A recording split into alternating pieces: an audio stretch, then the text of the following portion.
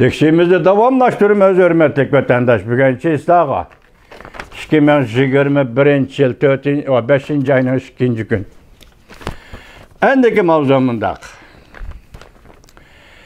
Yaponiya yaqında işleyen 3 çoğun hareket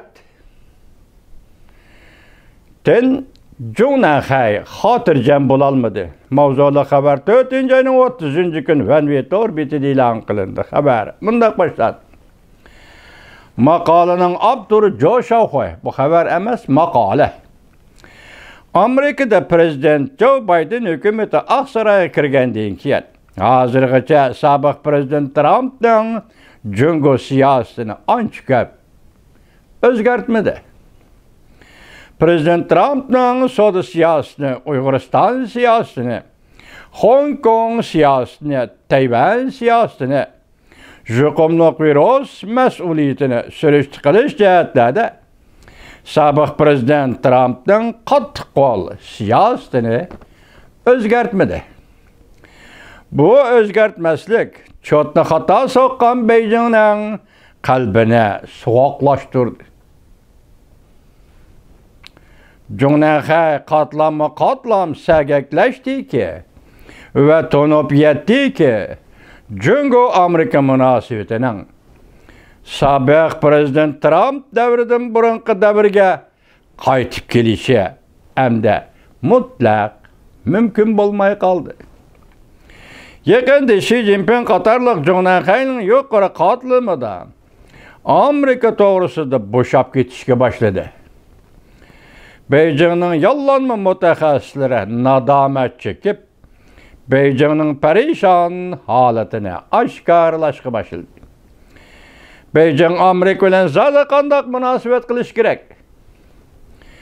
Kaş kapığı yerilgan Beijing perişan halatı durganda yakında Cungo'nun koşnusu Yaponiya işleyen 3 çoğun işten Cunah'a gazaplandı ve korkuşa başladı. 4. ayının 27. günü Yaponiya hükümeti 2021 yıllık diplomatiya köktaşlık kitabı ilan kıldı. Bu kitapla köplegen mezmunu Cungo meselesiga berip çetildi. Kitapta Cungo bilen Amerika'nın karma-karşı münasebeti tepsili tasvirlengendan başka Xalqaro cemiyetinin koş tamponluğu da intayin zor özgürlük yüz berdi.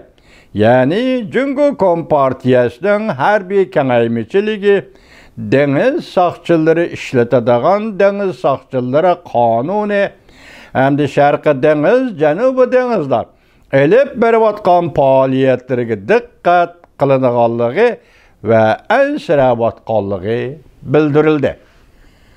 Yaponiya 4. ayının 27. günü ilan kılgan köktaşlık kitapta. Köktaşlık kitapta yana Yaponiyanın veziri Guan Yi bilen Prezident Joe Biden'ın devlet başları söhbeti tanıştırılıp, söhbeti Yaponiya-Amerika ittifakdaşlığını davamlı küçeytişti. Ortak tanışığa kelgenligini ta'kidledi.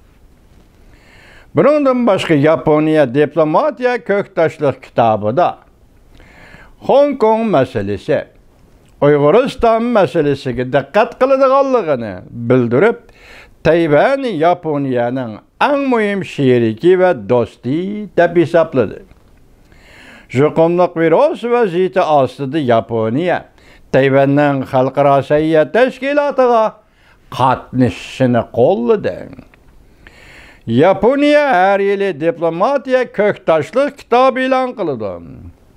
2020 yılı ilan kılgan köktaşlık kitabı seliştirganda bu yıl ilan kılgan köktaşlık kitabının mezmunu asası cihetten Cungo Kompartiyasının dünyaya elip kelgen tehdidini devir kıldı.